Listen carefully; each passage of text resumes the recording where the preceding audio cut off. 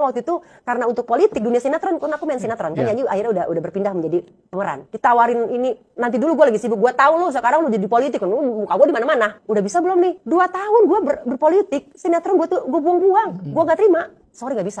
Padahal aku pemain yang udah bukan cuma, aduh gue mau casting dulu main, enggak mas. Mereka tahu udah karakter aku apa nih, ada peran cocok si Lucy ya pakai gitu. Aku nggak ada lagi sinetron, nggak ada lagi ini di politik, gue dikecewakan, gue nangis tiap hari. Sebelum kita jalan-jalan ada perdebatan dengan ustadz yang ngobatin. Jadi ternyata itu ada namanya pendeta Abraham. Dulunya ustadz di Gontor. Wah berdebat lah saya tentang firman Tuhannya dia, firman Tuhannya saya. Isinya bla bla bla bla bla bla. Ujung-ujungnya saya stop. Bisa gituin. Kamu aja yang imannya tipis. Manusia kok dibilang Tuhan. Gitu. Dengan luar biasa saya ya. Marahnya saya gitu. Saya habis sholat. Isya, lalu saya lanjut tarawih, witir, terus saya lanjut ke sholat tahajud. Nah, habis tahajud itu saya berdoa. Sepanjang usia saya 27 tahun waktu itu, usia 27 tahun, saya berdoa tidak pernah sebegitu merendahkan diri saya. Saya bilang begini sama Allah saya. Saya bilang, ya Allah engkau siapa? Ya Allah kenapa aku begitu jauh dari engkau ya Allah? Ya Allah kenapa ya Allah? Saya bilang. Karena saya tuh termasuk yang rajin beribadah mas. Kalau lagi galau saya beribadah, puasa sunnah jalan, sholat sunnahnya juga jalan gitu. Saya merasa jauh gitu. Ada satu kata, saya bilang gini, saya bawa nama Yesus dalam sholat saya, gila gak? Kan kagak boleh. Makanya saya sekarang tuh punya kerinduan selalu memberitakan tentang Yesus. Karena dulu saya tidak pernah mendengar. Shalom saudara-saudara, berjumpa kembali bersama dengan saya Pendeta Rio Pasaribu. Apa kabar kita semua? Saya percaya kabar kita semua pasti baik-baik saja. Apapun menjadi aktivitas kita sepanjang hari ini, kiranya Tuhan memberkati kita dengan melimpah-limpah. Saudara-saudara dikasih Tuhan dalam nama Tuhan Yesus Kristus, Allah kita adalah Allah yang dahsyat. Allah kita, Yesus Kristus adalah Allah yang luar biasa. Saudara-saudara, Dia adalah Allah yang telah mati untuk menebus dosa manusia, dan Dia telah bangkit pada hari ketiga dari kematian, dan Dia adalah Allah yang telah naik ke surga. Saudara-saudara dikasih Tuhan dalam nama Yesus Kristus, dan ketika Dia naik ke surga, Dia menjanjikan akan memberikan Roh Kudus kepada setiap orang. Saudara-saudara, Roh Tuhan itulah yang menjangkau banyak orang, sehingga ada orang yang dijamah oleh Tuhan, ada orang yang mengalami perjumpaan dengan Tuhan, ada orang yang disembuhkan oleh Tuhan karena pekerjaan daripada Roh Tuhan, yaitu Roh Kudus, Roh Yesus sendiri. Saudara-saudara, mari kita simak dulu video cuplikan bagaimana seorang artis mengalami perjumpaan dengan Tuhan Yesus. Dia yang dulunya benci kepada kekristenan karena dia menganggap Kristen menyembah manusia.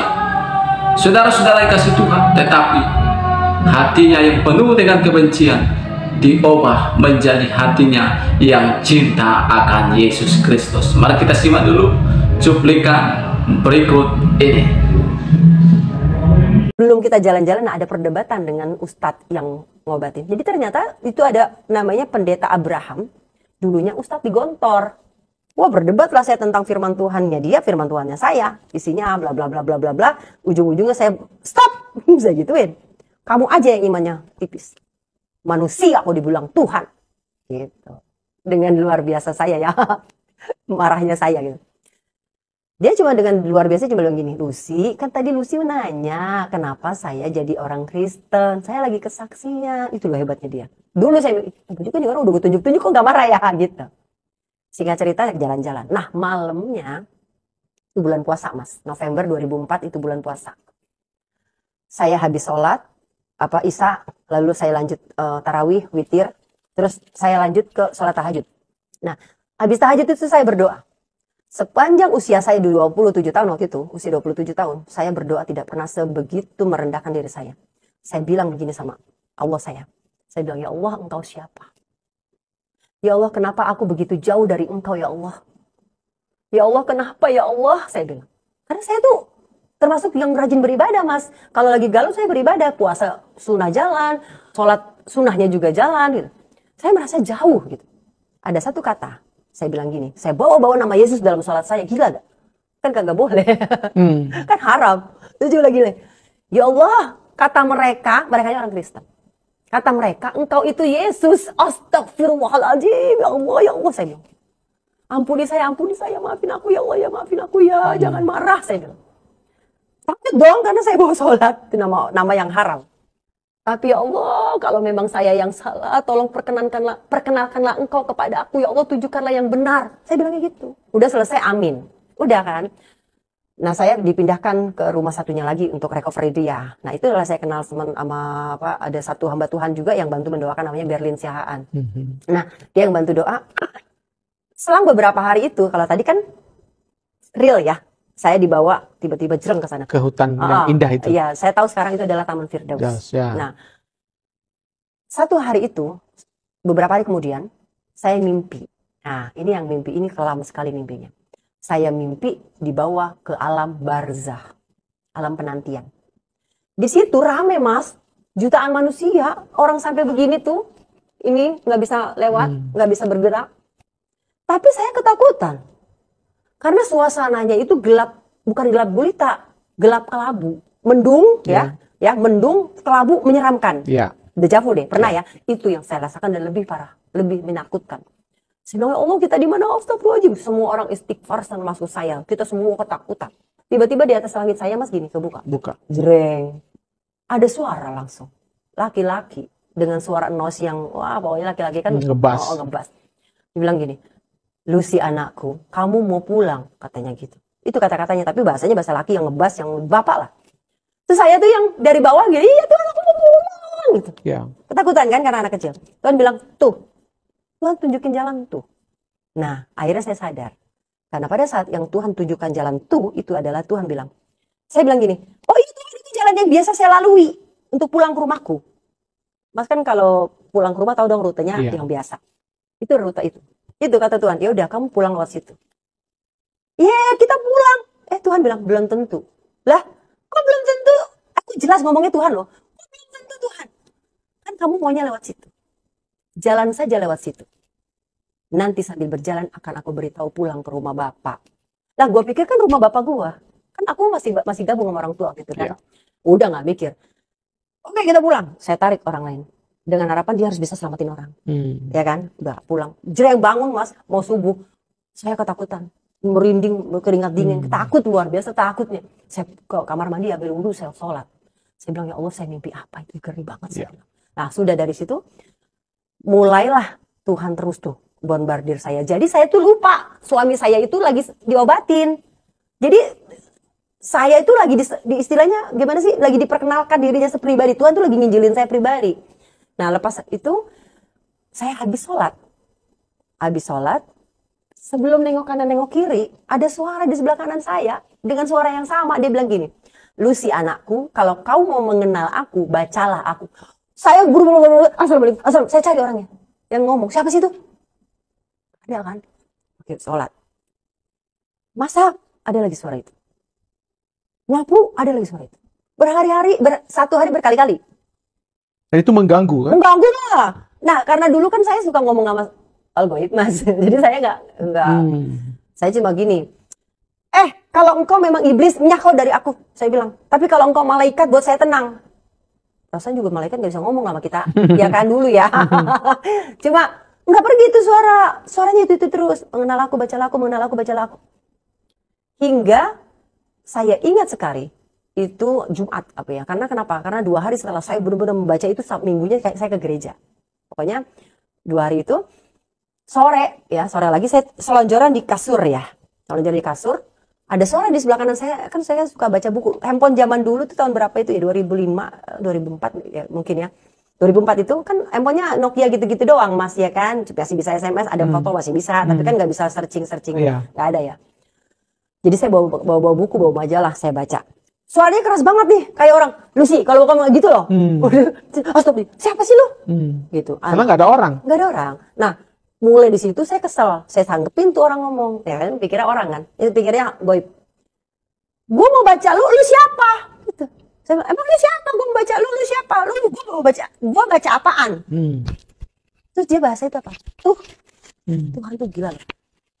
Tuhnya unjuk ke kakiku. Yang aku kan begini, dia unjuk ke kakiku. Selonjor. Itu ternyata suamiku habis baca Alkitab, dia udah izin sama saya. Maaf ya, saya kembali ikut ke Kristen. Kamu marah gak? Oh nggak apa-apa, buat saya lakum dinukum waliyadin. Bodo amat, dalam hati gue, udah saya juga gue ceraiin. Lu pikiran gitu, Mas. Nah, tuh Alkitab. Saya bilang, Allahu Akbar, gila loh. Gak boleh. Astagfirullahaladzim, haram. Jadi ngomong tuh. Pokoknya dia tetap suruh baca. Singkat cerita saya baca. Dari baca itulah 1, 2, 3, 4 yang terkaget-kaget. Saya kaget, ini bener gak sih nih? Bener gak sih nih gitu loh. Yang dulunya saya samar-samar di sana, di sini mengerti gitu loh. Dikasih tahu gitu, silsilah ya kan, silsilahnya Isa dikasih tahu kan. Yang bener nih. Dari mulai Matius baca.